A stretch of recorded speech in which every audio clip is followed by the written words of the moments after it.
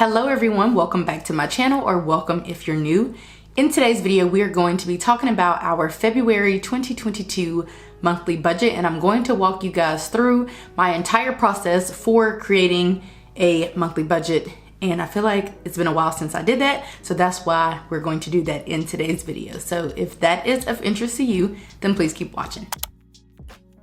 Okay, so the very first thing that I do is I pull up my Excel document, which, you know, I either do it on my iPad, which is my laptop, or my desktop. And so I just look at the next month, which in this case is going to be February, and look at the budget that we have. And I actually created an annual budget back at the end of 2022 in December, like I do every single year. And this is just for reference. I don't do anything really with this spreadsheet. I don't really touch it again until I need to update it. It is a fluid document, obviously, because it's an Excel spreadsheet, but I'm not in here a whole lot. That's not where the bulk of our budgeting takes place.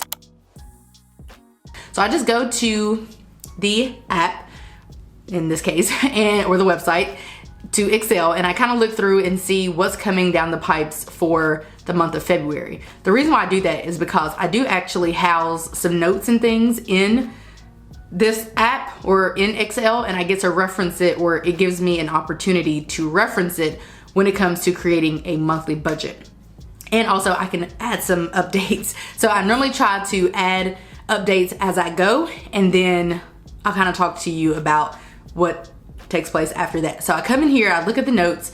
As you can see, there is a February date that is sticking out, and in February we will have to pay my husband's cell phone bill. We are with Mint Mobile, and you can pay your bill if you have Mint Mobile every 3 months or every 6 months or every year. So I think we're gonna try to get on the same schedule, but currently we're not on the same schedule. So in February, or next month, we can choose to pay my husband's bill for 3 months or 6 months or a year. We probably should do, I was thinking, February, go ahead and pay it for 3 months, because then March, April, May, kind of, sort of, we can kind of get lined up because my bill is due in April. So potentially we could do that, and then we could pay mine for a year and then his for a year, and then we won't have to worry about cell phone bills until next year. So that's kind of what's happening with that. But as you can see, that's the only February date that, you know, really is standing out. And so otherwise, that's pretty much all that I look at. I'm looking at the budget here. I see that we have nothing really coming up outside of that. And so that pretty much gives me the green light to go ahead and solidify our actual budget, which I use the app Notion for our actual monthly budget. I also like to go to Notion just to see if there's any notes in there that I maybe have missed that I did not add to Excel. So I'll do that. I'll also reference previous planners, like my budget planner from last year. I will reference it to see what was taking place in the month of February last year. That helps guide the budget, make sure that we're accounting for all that we can. It takes no time at all to do this. This is why I do an annual budget. So then when it comes time to do a monthly budget, we're just doing tweaking. So I'll just kind of see what took place last year to kind of check in and see if I have forgotten to budget for something, or just forgotten about something for the month of February. So the next thing that I do is I like to go into the apps that we have bills for, and I like to see what updates there are. So sometimes there aren't any updates, sometimes there are. Like a few days ago, I got a notification from AT&T that our bill was going to be increasing moving forward, but also kind of not because we have auto pay. So basically it's a thing where everybody's bill is going up $5, but if you have auto pay, then your bill won't go up. So we have auto pay for all of our bills. So therefore our bill is gonna go up by $1. So I just like to go into the apps just to kind of see if there are any updates. I normally try to keep track of that pretty good anyway. Like my dog's health insurance renews in February, so we got correspondence, email correspondence. Of course, I am a paperless girly. I am not interested in getting a bunch of mail, but we got correspondence that her plan was going to renew her insurance plan, but that it was going to decrease, and it will decrease by like $1, which you'll see momentarily. But I just like to go into the different apps and just see what changes, if any, there are going to be with our budget for the upcoming month, which in this case is February. So at this point, it would be a good time to check in with your partner or spouse if you have one. And I do have one. However, I don't really have to check in with him, mainly because we just looked at our budget 100 times because we're in a situation where we're trying to figure out if we're going to upgrade our car or get our car repaired or get a new car. Long story short, one of our cars has broken down and we have to make a decision about what we're going to do. As of right now, we haven't officially made a decision, but I think we're erring on the side of getting the Prius repaired. After doing a lot of research, we have found that, you know, hopefully we can get another 100,000 miles out of her if she has a brand new engine or a brand new hybrid battery system. So that's kind of what we're leaning towards. So for which case, we don't really need to have any further chats because we have chatted a lot in the past month. We've met with our financial advisor. I showed him, we talked about the budget before things started hitting the fan, and so we talked about it again. So I don't really have to consult with him. Plus, in creating our annual budget, that takes out a lot of the guesswork and a lot of the work that we have to do. You know, we don't have to meet as frequently and talk about where our money is going as frequently because we already know where we want our money to go. Plus, again, things have not been going our way financially for January, so we've had a number of conversations about how we want to navigate and to move forward. So for which case, what I'm about to show you is our goals or tasks list. So essentially I have broken down our annual goals that we created to monthly bite-sized goals. And so I'm not coming up with these goals off the top of the head. I'm just referencing that goals list that I originally created or that we originally decided on. And also when it comes to tasks, those are more so like the things that are unique to each month, like birthdays, anniversaries, travel, things like that. So let's talk about what we need our money to do for us, or what we want our money to do for us in the month of February. So first things first, we want to save $2,000 additionally, or save an additional $2,000. Really not save an additional $2,000. I normally put invest $2,000 additionally, but and by that I mean $2,000 towards our FIRE goals because we want to retire early. And that's just in addition to the other investing that we do, like through our employers and stuff like that. So it's not really save $2,000 additionally, but save $2,000. So instead of investing in February, we are going to be saving the $2,000. It pains me to go this route, but we have no choice because we have so many expenses that have come up for January and we need money to be able to cover them. So our FIRE goals are just going to have to wait. Of course, that will change the trajectory of when we can retire, but that's just life. You know, what am I going to do about it? Plus, honestly, as we continue to, I guess, grow within our careers and potentially earn money and get raises, my hope is that we can start, even in whatever that difference is, we can start investing that so that we do get to potentially inch up each year the amount that we are looking to invest additionally. Like maybe in 5 years, we're investing $2,500 additionally instead of $2,000.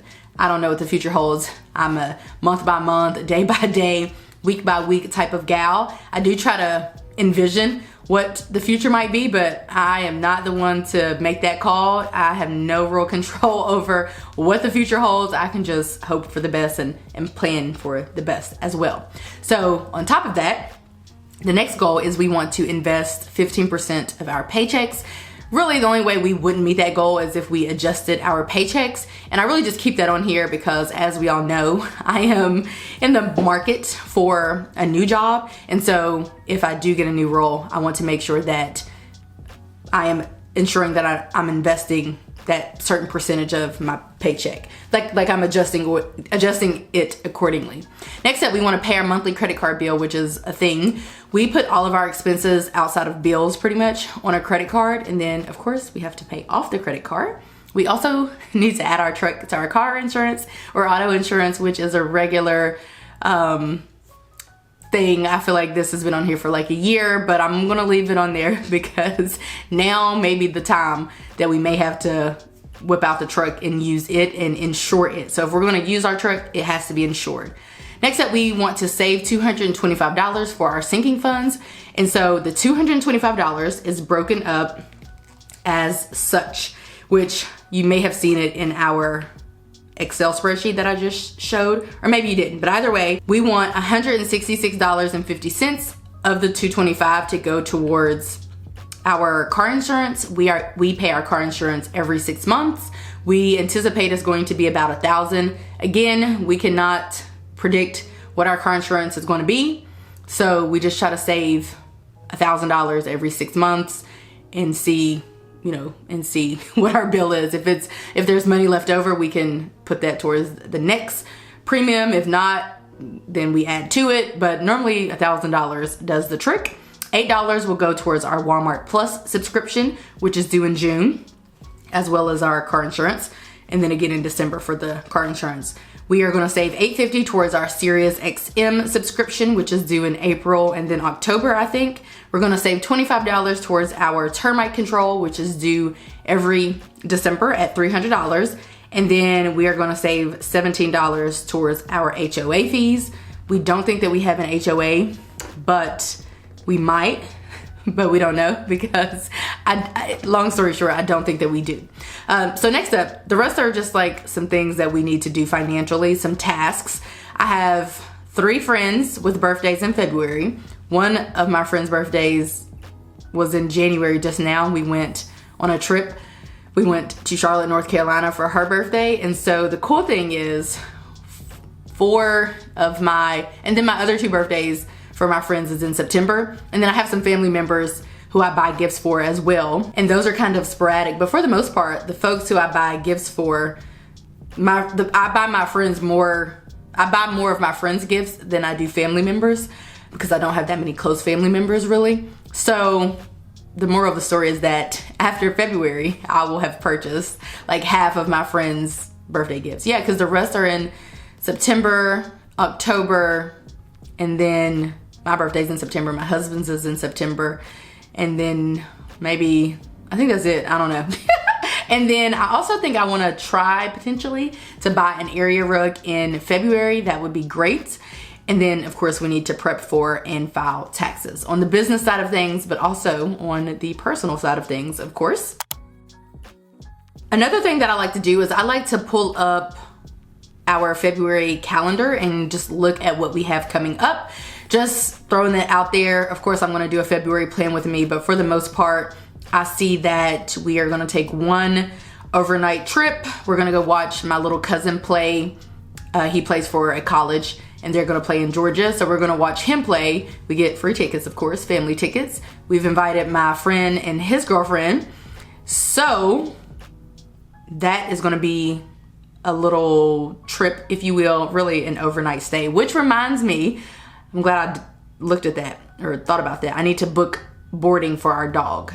Yeah, because we're gonna stay overnight. So I need to drop her off on the 11th. Well, we do, my husband will drop her off before we leave. So we need to drop her off on the 11th and pick her up on the 12th. And then, what else do we have? We have Valentine's Day, but that's hit or miss. My friends were like, because they're going on a trip or something they're doing in February. And I was like, well, let me know because I'm off 4 days around President's Day, like I have a long weekend around President's Day. And they're like, well, you don't care about Valentine's Day or whatever. And I'm like, even if I did care a lot about Valentine's Day, we would just celebrate on Valentine's Day or before I go out of town or something like that. So just so we're clear, I don't know how the rest of the world feels. But yes, we celebrate Valentine's Day, but it's not some big, huge thing. It's not that big of a deal. So I have 3 birthdays in February. I have a friend who actually has a birthday the weekend of President's Day, and typically I will go visit her, but I don't know if that's gonna be a thing, but I don't know. So it could be a trip, but it should probably not be a trip because we're already going to see my little cousin play and spending the night. And then I'm gonna be taking my friends out for their birthdays. That's kind of what you do when you get older. sometimes I buy gifts and spend time, dinner and a gift kind of vibe. So that's coming up. But for the most part, that's pretty much all that is happening. My husband has jury duty in the month of February, and that's about it. We don't really have anything major. Now, if he does actually have jury duty, then we should get a little check for that.